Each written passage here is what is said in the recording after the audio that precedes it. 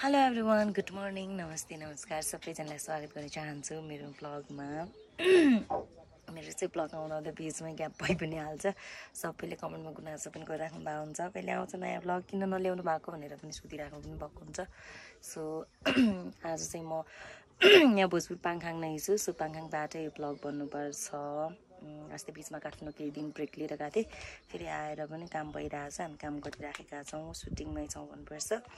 र आज चाहिँ मेरो खासै नपर्ला सेड्युल, अरू दिदीहरूको छ। सो म चाहिँ बसिरहेको छु चिया खाजा खाएर, अरूको हुन्छ। आज म चाहिँ ब्लग स्टार्ट गर्दैछु। सो र यहाँ म चाहिँ हाम्रो पत्रगोल सामान चाहिँ सबै सुटिङको सेटको हो। यो ढिकी पछाडिको के होला भन्नु होला, यो पनि ढिकीको, यो माथिको के भन्छ त्यसलाई, ढिकी अडाउने। यो म बसेको चाहिँ बिरामी बोक्ने ढोको सेटकै लागि अस्ति तयार पारेको, त्यसमा यसरी आनन्द बसिरहेको छु म चाहिँ। सो आनन्द यहाँ बसेर चाहिँ म भिडियो स्टार्ट गर्दैछु ब्लगको। यो चाहिँ कस्तो छ भन्दाखेरि यस्तो छ, अस्ति सुटिङको बस्नलाई एकदम चियर जस्तै आनन्द आउँदो रहेछ।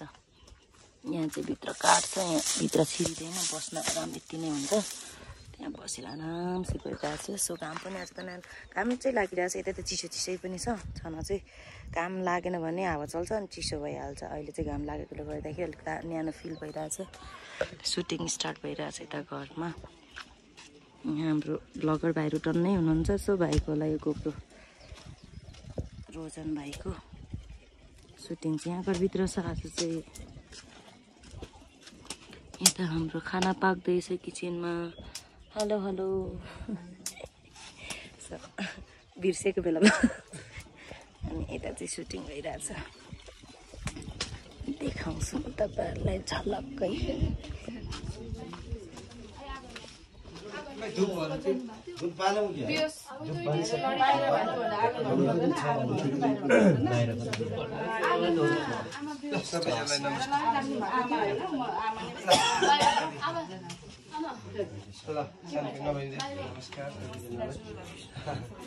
नमस्ते दादा, नमस्ते नमस्ते नमस्कार, राम्रो गर्नुहोस्। ओके, यहाँ चाहिँ हाम्रो किचनको सामान सकिएको थियो, ट्र्याक्टर आएछ आज, सामान झरेछ, के झऱ्यो खै थाहा भएन।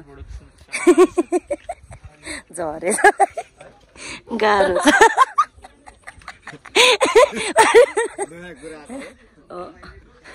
राजाङ भाइ चाहिँ आयो, के झऱ्यो भाइ खानेकुरा? चाउचाउ बिस्कुट मात्रै, अन्डा, गेडागुडी छ।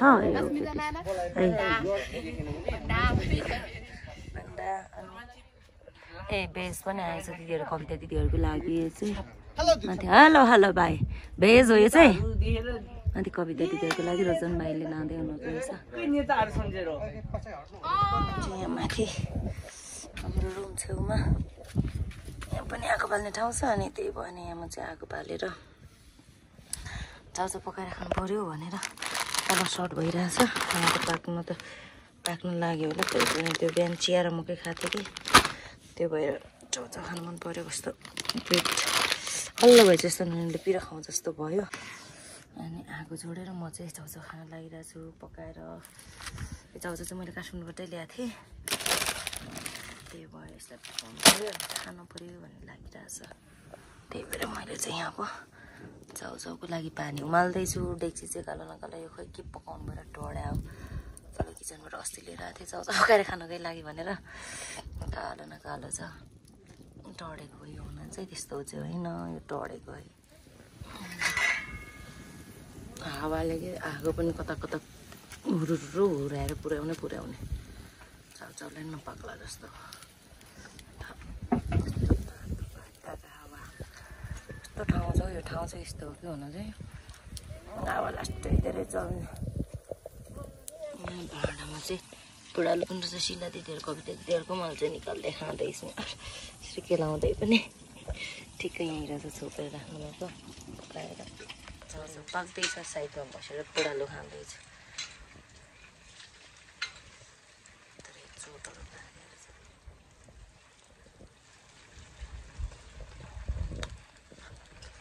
आगो धुवा चाउचाउ रेडी हो। अब यहीँ डेक्चीमै खाने काम खोजिराख्ने। कविता दिदीहरूकोबाट चम्चा लिएर डेक्चीमै हस् त्यही हुन्छ।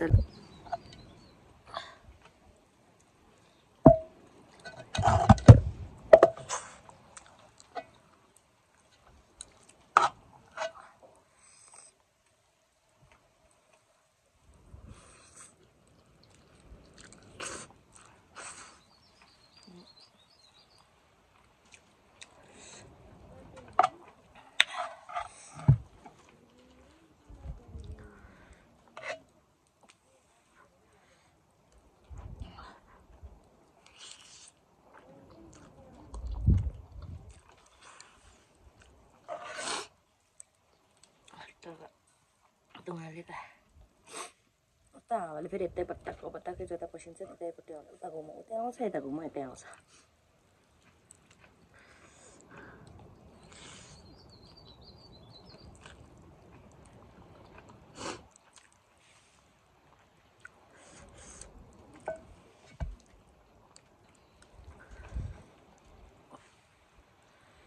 चम्चीले कस्तो अप्ठ्यारो चाउचाउ नै नहुने फेरि नफुटाइलाई सबलाई